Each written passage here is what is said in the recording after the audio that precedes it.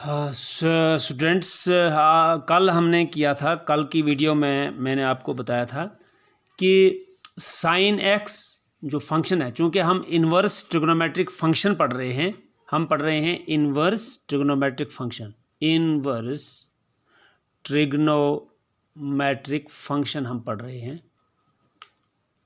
तो मैंने कल आपको ये बताया था कि जब तक ना हम ट्रिगोनोमेट्रिक फंक्शन यानी जो sine x, cos x, tan x, sec x, cosec x वगैरह हैं, काट एक्स और टेन एक्स हैं, जब तक ना हम उसका फंक्शन का डोमेन और रेंज निकालेंगे तब तक हम इन्वर्स का नहीं निकाल सकते हैं। तो साइन एक्स का जो डोमेन है, जैसे मैंने आपको कल इस सर्कल के अंदर बताया था, क्योंकि जब भी आप इसमें वैल्यू पुट करेंगे, इसमें जब आप वैल्यू पुट करेंगे यानी x की जो आप एंगल लेंगे और यहाँ आपके पास y वैल्यू निकलेगी, साइन x आपका फंक्शन है, इसमें आप x का जब भी आप ट्रिग्नोमेट्रिक फंक्शन लेते हैं तो उसमें आपको एंगल पुट करना है, x ही जाए, यानी x आप 0 डिग्री ले सकते हैं, x आप 30 डिग्री ले सकते हैं। 0 डिग्री 30 डिग्री को हम π/6 बोलते हैं। क्योंकि सर्कल की बात है, यहाँ मैंने जो आपको सर्कल बताया इसमें हमेशा रेडियन के अंदर जो एंगल पढ़ा जाता है, डिग्री के अंदर नहीं पढ़ा जाता है। π/6 है, π/4 है, π/3 है, π/2 है, पाई है। तो ये x की वैल्यूज़ हैं, इनपुट हैं। तो आउटपुट इसमें क्या आता है? आउटपुट इसमें आता है रियल नंबर में से। तो आपने देखा कि जो भी आपने एंगल कल पुट किया, जब आपने साइन एक्स वाली ट्रिग्नोमेट्रिक फंक्शन आपने लिया साइन एक्स वाला, तो आपने देखा कि ज़्यादा से ज़्यादा जितना बड़ा एंगल आप लेते हैं, ज़्यादा से ज़्यादा 1 तक वैल्यू आती है और या -1 तक वैल्यू आती है। ये मैंने कल आपको डिस्कस करके बताया था क्यों आती है। तो इसलिए डोमेन कुछ भी हो सकता है। आप आर की मतलब पूरा रियल नंबर यानी -∞ आर को आप ऐसा भी बोल सकते हैं, -∞ टू इन्फिनिटी, ये भी आप बोल सकते हैं।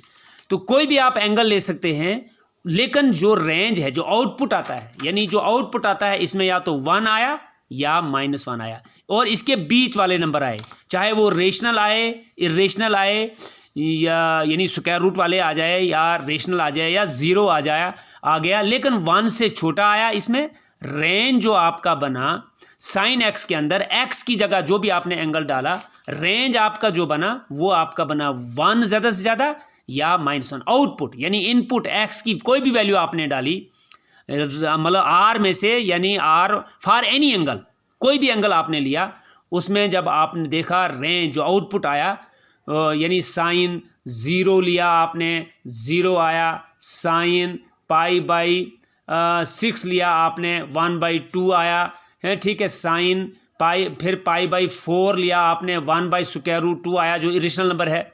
फिर आपने साइन 60 यानी साइन π/3 लिया, √3/2 आता है। फिर साइन 90 आपने लिया, वो 1 आता है, ठीक है। फिर जब आप 90 से ऊपर चले गए, यानी दूसरे क्वाड्रेंट में चले गए आप, तो दूसरे क्वाड्रेंट में भी आपका क्या है, 1 से घटते घटते घटते घटते 0 पे, यानी जब आप साइन π 180 पे पहुँचे तो आपका 0 आ गया।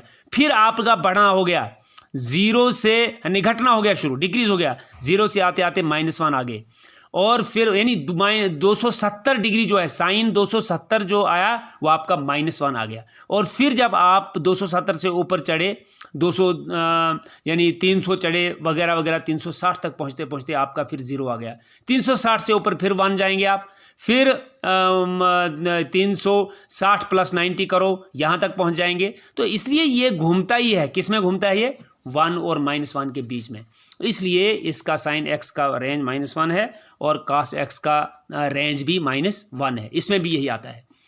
अब चूंकि मसला था इन्हीं दो का, मैं पहले आपको बताऊंगा। मुझे चूंकि इन्वर्स ट्रिग्नोमेट्रिक फंक्शन करना है, यानी I have to find the inverse of a function.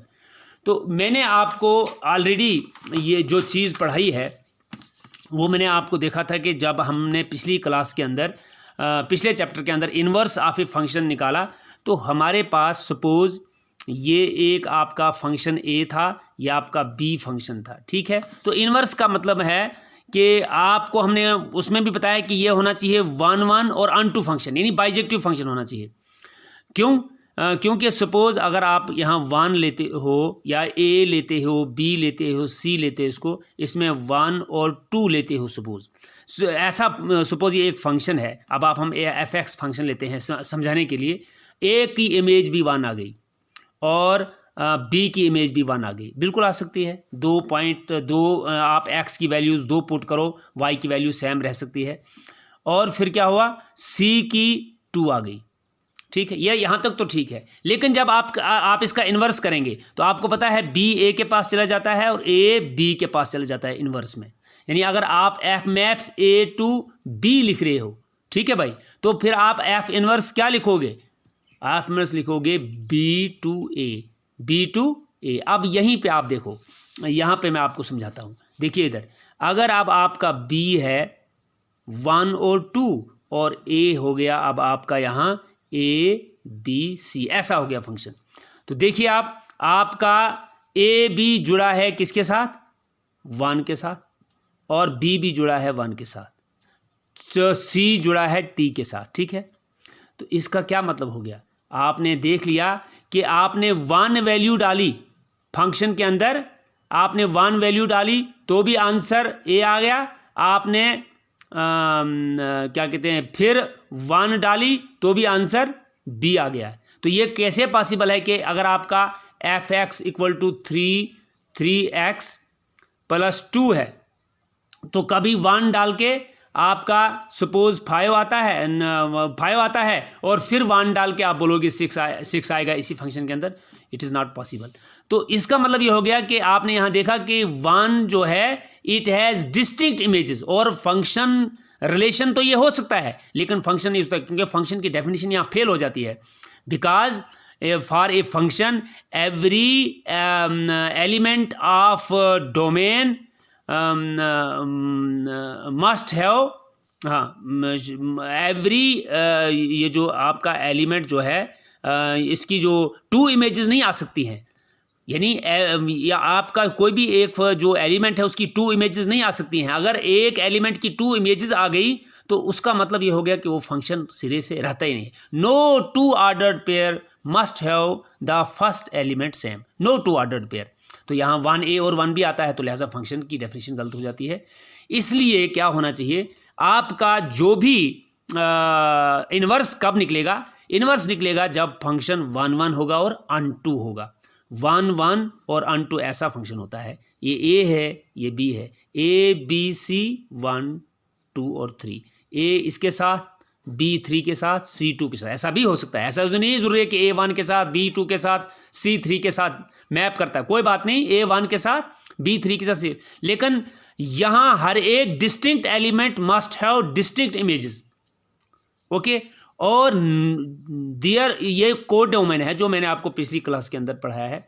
Code domain में कोई भी एक ऐसा एलिमेंट नहीं होना चाहिए जो अनमैप्ड हो, जिसकी कोई प्री इमेज ना हो। तो मसलन यहाँ पर अगर यहाँ 3 अनमैप्ड है तो ये फिर आपका क्या हो गया, ये आपका अनटू नहीं रहा। अनटू का मसला है कि इस कोड डोमेन के अंदर कोई भी एलिमेंट जो है वो अनमैप्ड नहीं होना चाहिए। और 1 1 का मतलब है कि हर एक एलिमेंट का एक इमेज होना चाहिए कोड डोमेन के अंदर।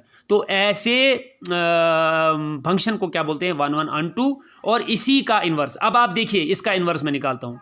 ये बी हो गया और ये आपका ए हो गया, ठीक है भाई। ये है आपका बी में 1 2 3, यहाँ पर है ए बी सी। अभी देखिए आपका 1 कहाँ से मिलता है, ए के साथ, 2 कहाँ से मिल रहा है, सी के साथ, और 3 बी के साथ मिल रहा है। बिल्कुल कोई भी एलिमेंट यहाँ अनमैप्ड नहीं है। और हर एक एलिमेंट की इधर भी, अगर ये एफ एक्स था तो ये एफ इनवर्स एक्स हो गया। यहाँ भी आप देखिए बिल्कुल इसका फंक्शन बन रहा है। तो जब तक ना आपका फंक्शन बाइजेक्टिव हो या 1 1 और अनटू हो तब तक इसका इन्वर्स नहीं निकलता है। तो चूंकि मैंने आपको ये क्लियर करवा दिया है कल के साइन एक्स का डोमेन, कोई भी आप एक्स की जगह एंगल डालकर जो आपका आउटपुट जो आता है, जो अभी मैंने आपको बताया, जो आपका आउटपुट आता है, यहाँ मैं आपसे बात कर रहा था इस जगह, जो भी आपका आउटपुट आता है या 1 आता है या 1 से छोटा होते -1 तक, -1 से बड़ा और 1 से, इंक्लूडिंग 1 और -1 भी, क्योंकि आपको पता है कि साइन 90 जो है वो आपका 1 होता है और साइन -90 जो है वो आपका -1 होता है। तो लिहाजा ये जो आपका रेंज है, किसी भी x की कोई भी वैल्यू आप पुट कीजिए यहाँ पे, तो या तो आपका -1 या -1 से बड़ा या 1 और 1 से छोटा रहेगा, इसलिए इसका रेंज है। अब चूंकि यहाँ क्या मसला है, इधर आपको क्लियर हो जाएगा। देखिए ये जो मैंने आपका ग्राफ, चलिए यहाँ से थोड़ा अच्छी तरीके से प्लॉट किया, आपकी बुक पे भी है, पेज नंबर आपका है इस पे, बुक पे मैं बता दूंगा, इस पे भी आपके ग्राफ बने हुए हैं, यहाँ भी आप ग्राफ देख सकते हो। चैप्टर 2 की बात कर रहा हूँ मैं। पेज नंबर 35 जो है आपका बुक पे, वहाँ पर साइन x का ग्राफ दिया हुआ है और पेज नंबर 36 पे यहाँ cos x का ग्राफ दिया हुआ है। तो ये मैंने यहाँ पे बना लिया है, मैं आपको थोड़ा सा बताऊँगा। अब सबसे पहली बात आपकी क्या है कि आपका तब तक इन्वर्स नहीं निकल सकता है ट्रिग्नोमेट्रिक फंक्शन का जब तक ना वो 1 1 और अनटू हो। देखिए यहाँ पर, या मैं इधर भी आपको बताऊंगा। देखो सपोज आपका ये x है, आपका x है और ये आपका आउटपुट y है, ठीक है, ये साइन x का ग्राफ है, ठीक है। 1 1 और अनटू का मतलब, मसलन आपने साइन 0 लगाया, ठीक है, साइन 0 क्या होता है, 0 आपने लगाया तो इसका आंसर 0 आ गया, ठीक है। फिर उसके बाद जब आप चले जाओगे साइन पाई पर, देखिए आप यहाँ पर देखिए जो मैंने कल आपको सर्कल से पढ़ाया है, क्योंकि साइन इज परपेंडिकुलर बटा हाइपोटेन्यूज, जब आपका 0 था तो यहाँ पर परपेंडिकुलर कितना आ गया, क्योंकि हाइपोटेन्यूज हमने यहाँ 1 लिया था, तो परपेंडिकुलर यहाँ पर इधर से जब उठाई नहीं है, एक भी इधर भी नहीं आया है, कोई भी इसका जो है वो परपेंडिकुलर 0 उसकी हाइट रहती है। यहाँ साइन 90 पे आपका क्या आ गया था, साइन 90 मीन्स π/2, इसमें आपका जो परपेंडिकुलर है, जितना रेडियस आपने लिया है 1 उतना ही 1/1 आ गया, आपका आ गया, जो आपने हाइपोटेन्यूज बनाया यहाँ पर वही आपका परपेंडिकुलर हो गया। यानी यहाँ से जब आपका उठा, ये OP उठते उठते जब इस पॉइंट पर पहुँचा तो यहाँ पर आपका परपेंडिकुलर पूरा इतना हो गया जितना ये था। तो इसका मतलब है परपेंडिकुलर बटा हाइपोटेन्यूज, क्योंकि यहाँ ये जो हाइपोटेन्यूज है या ये बन रहा है हाइपोटेन्यूज, ये 1 बन रहा है, 1/1 होता है, तो साइन π/2 पे क्या बना आपका 1 आ गया आंसर, ठीक है। जब आपका ये 90 क्रॉस करते करते पाई पे चले गया, पाई पे 180 पे, तो यहाँ जो OP इधर से आया तो ये इस पे बैठ गया, पूरा बेस पे पूरा बैठ गया, कोई भी इसकी अब हाइट नहीं रही, तो यहाँ 0 हो गया। यानी पाई पे भी क्या हो गया, पाई पे आपका 0 हो गया, यानी पाई 0 भी 0 से मैच हो गया और पाई का आंसर फिर 0 आ गया। इसका मतलब 1 1 नहीं रहा। बाकी ज़्यादा आगे डिस्कस करने की ज़रूरत नहीं है। तो अब अभी आप देखेंगे कि जब आप 2 पाई के बाद फिर आप 5 π/2 पे जाएंगे तो वहाँ फिर 1 आ जाएगा, 1 फिर दोबारा आ जाएगा। ऐसी बात नहीं है। जब आप कहाँ पहुँचोगे, जब आप ये एंगल आ गया ना पाई, यहाँ पर आ गया 2 पाई में फिर π/2 ऐड करो तो 5 π/2 यहाँ हो जाएगा। तो 5 π/2 पे फिर एंगल आप x 5 π/2 लोगे तो ये फिर उतना ही बनेगा, 1 बनेगा। तो लिहाजा 5 π/2 पे भी आप देखेंगे 5 पी/2 साइन 5 π/2 इज अगेन 1। तो देखिए आपका ये मेनी 1 फंक्शन बन रहा है और क्या हो रहा है, यहाँ पर 1 1 नहीं आ रहा है। जब 1 1 नहीं आ रहा है तो इसका मतलब बाइजेक्टिव नहीं है। अगर बाइजेक्टिव नहीं है तो हम उसका इन्वर्स नहीं निकाल सकते हैं। इसलिए हमारे लिए एक क्या मसला हो गया कि हमें, तभी मैंने यहाँ लिखा है फंक्शन का डोमेन रेंज और रेस्ट्रिक्टेड डोमेन और रेंज, फिर इन्वर्स फंक्शन का डोमेन और रेंज। अब हमें क्या करना है, इसको 1 1 बनाने के लिए हमें क्या लेना पड़ेगा, हमें एक लिमिट लेना पड़ेगा इसका, यानी डोमेन का कोई लिमिट लेना पड़ेगा। जहाँ पर देखिए ये 1 1 होगा। सुनिए यहाँ पर मैंने क्या किया है, ये आउटपुट y वाला है ना, तो ये मैंने लिया है 0 1 और -1। इधर देखिए ऑफ ग्राफ पे भी आप समझेंगे। तो देखिए ये अगर 0 डिग्री है, ये π/2 डिग्री है, ये पाई है, फिर 3 π/2 है, फिर 2 पाई है, फिर 5 π/2 है। किस तरह से, जब आप क्या करते हैं, चलिए आज मैं यहाँ पढ़ूँगा थोड़ा सा। जब आप ऐसा करते हैं या इधर बोलेंगे इसी सर्कल पे, यहाँ पे पढ़ेंगे इधर, यहाँ पर देखिए ये है, ऐसे है आपका एक्स एक्सिस और ये है वाई एक्सिस। आप यहाँ ओ पी आप लेते हैं, ठीक है भाई। क्या कर रहे हैं आप, ये मैं आपको कौन सा, ये मैं आपको समझा रहा हूँ। ज़ीरो है यहाँ, ये वाला एंगल है, तो ये ज़ीरो मैंने लिया, ठीक है, एक्स एक्सिस के थ्रू। यानी एक्स एक्सिस में क्या हमने लिए है वैल्यूज़, अभी मैं आपको बता रहा था एक्स एक्सिस में हमने यही लिया है एंगल, 0, π/2, π/3 वगैरह। तो ये जब मैंने यहाँ पर लिया आपका 0 लिया, तो 0 पे आपका ग्राफ क्या बनेगा, 0 ही बनेगा। जूं आप ऊपर की तरफ जा रहे हैं, 0 से पाई क्या लिया आपने, आपने लिया π/6 यानी 30 लिया, वो 1/2 आ गया आपका, तो आप यहाँ पहुँचे। फिर π/4 1/√2 इधर आ गए, π/√3/2, फिर आपका आ गया π/2 आगे 1 पर आप, ठीक है, चढ़ता गया यहाँ पे। और फिर यहाँ से आप आगे जब बढ़े, आपने क्या लिया, π/2 के बाद आपने लिया π/2 के बाद आपने सपोज लिया 3π/2 वगैरह वगैरह।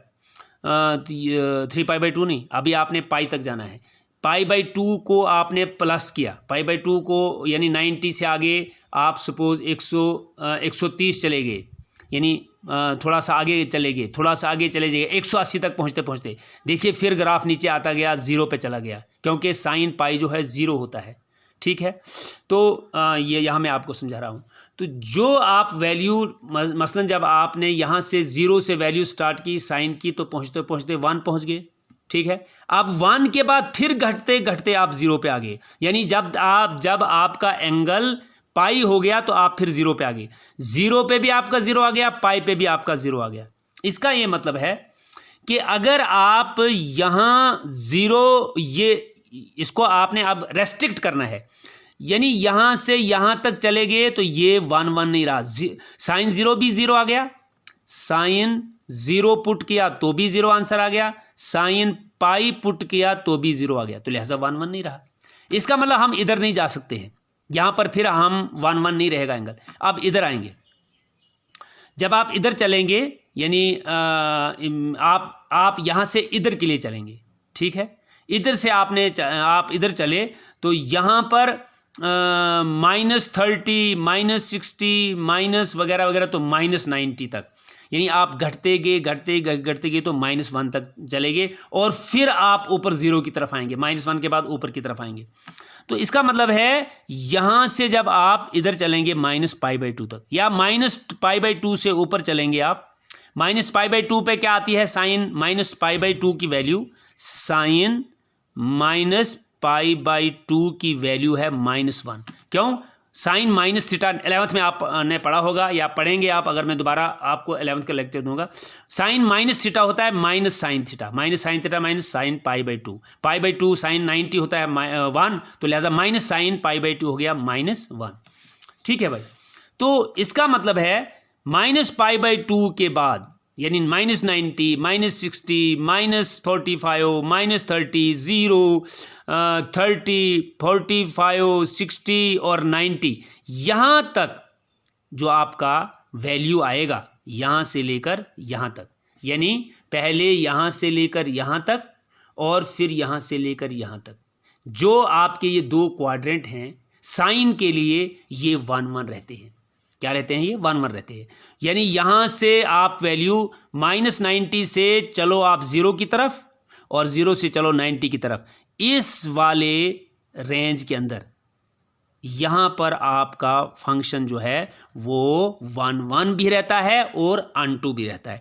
For every value from -π/2 to π/2, देखिए ये π/2 है, ये π/2 है, यहाँ पे 0 है, -π/2 है, -π है, -3/π/2 है, तो यानी मैंने 90 का गैप रखा है, 0 से 90 से 180, फिर 90, फिर उससे 270, फिर 90, फिर आ गया आपका 180 और 90 क्या होता है 270 और 90 क्या हो गया 360। तो इसी तरह से फिर 90 का हमने इंटरवल यहाँ ये गैप लगाया है। तो इसको इस स्केल हमने ऐसा माना है कि हमने 90-90 का स्केल बनाया है, और यहाँ +1 है, 0 to +1 या 0 to -, क्यों? साइन एक्स जो है वो इसी के अंदर घूमता है। जो भी वैल्यू पुट करते हैं एक्स की, आउटपुट या तो 1 देगा या -1 देगा, उसके अंदर की वैल्यूज देगा। तो देखिए अब यहाँ पर क्या हो गया, यहाँ से लेकर यहाँ तक एक ऐसा इंटरवल है एक्स का वैल्यू लेने का, उसमें साइन एक्स जो है वो 1 1 और अनटू रह रहा है। लिहाजा यही जो है इसका रेंज हो सकता है किस लिए 1 1 और अनटू के लिए, यानी बाइजेक्टिव फंक्शन। क्यों कर रहा हूं मैं ऐसा? क्योंकि आप इन्वर्स नहीं निकाल सकते हैं जब तक ना आप यहाँ इन्वर्स निकालने में यहाँ पर फेल हो गए थे, इधर आप फेल हो गए। आपको जब तक ना 1 1 और अनटू फंक्शन था तब तक आप उसका इन्वर्स नहीं निकाल सके। तो लिहाजा ट्रिग्नोमेट्रिक फंक्शन भी तब ही इन्वर्स निकलेगा जब 1 1 और अनटू है। 1 1 और अनटू जो है पूरी रियल लाइन पर नहीं है। जो भी आप x की वैल्यू डालोगे उसके लिए कहीं कहीं कभी ये 90 पे और कभी क्या कहते हैं 270 पे, यानी इस जगह क्या होता है π/2, और इधर क्या होता है यहाँ से जाएगा π/2 और इधर से इधर आओगे ये हो जाएगा 3π/2, यानी ये है ना 270। यहाँ से हो गया 2π में फिर π/2 ऐड करोगे तो 3π/2 आ जाता है। ठीक है, तो ये जो मसला है यहाँ पे जाके और यहाँ पे जाके आप देखोगे साइन जो है यहाँ 1 और यहाँ -1 रहता है। तो सिर्फ इस जगह नहीं रहेगा। अब आप क्या करोगे, अब आप जब यहाँ π/2 से फिर चलोगे, आप π/2 से कहाँ चलोगे, इधर चलोगे, आगे चलोगे 3π/2 तक। देखिए π/2 से लेकर 3π/2 तक, फिर क्या होगा, फिर आपका क्या कहते हैं 1 1 और अनटू फंक्शन होगा। कहाँ से? एक तो आया हमारा कहाँ से, एक आया -π/2 टू π/2 तक, फिर दूसरी इंटरवल बनेगी π/2 टू 3π/2। ठीक है, फिर इसके बाद एक और इंटरवल बनेगी, फिर बनेगी 3π/2 टू 3π/2 टू 5π/2, 3π/2 टू 5π/2। तो ये मतलब ये जो है ये इस इंटरवल से लेकर क्योंकि यहाँ π/2 1 आएगा, यहाँ π0 आ जाएगा और यहाँ 3π/2 क्या आ जाएगा -1 आ जाएगा। फिर यहाँ से लेकर 3π/2 से 5π/2 तक क्या हो जाएगा, ये फिर हो जाएगा आपका क्या कहते हैं 1 1 और अनटू हो जाएगा। तो इस तरीके से हम क्या कहते हैं कि हमने एक इनमें से उठानी है और वो हम बेसिक वाली उठाएंगे, -π/2 टू π/2।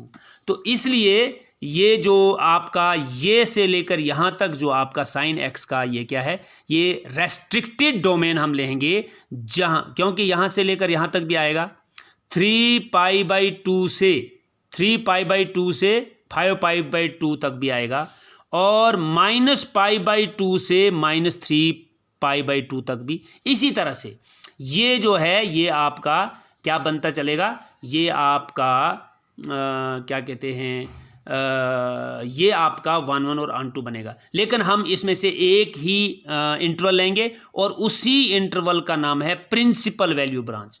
इसका नाम हो गया अब प्रिंसिपल वैल्यू, इसी को हम आधार मानेंगे, यही हम बेस मानेंगे। तो लिहाजा यहाँ रेस्ट्रिक्टेड जो है, क्यों किया रेस्ट्रिक्टेड हमने इसलिए किया, यह भी मैंने लिखा है, रेस्ट्रिक्टेड हमने इसलिए किया क्योंकि -π/2 से रेस्ट्रिक्टेड हमने इसलिए किया कि -π/2 से लेकर π/2 तक जो हमारा -π/2 से π/2 तक जो हमारा साइन एक्स है वो 1 1 और अनटू रह रहा है। ये सारी एक्सरसाइज मैंने इसीलिए की यहाँ पे, ताकि आपको पता चले कि साइन एक्स जो है वो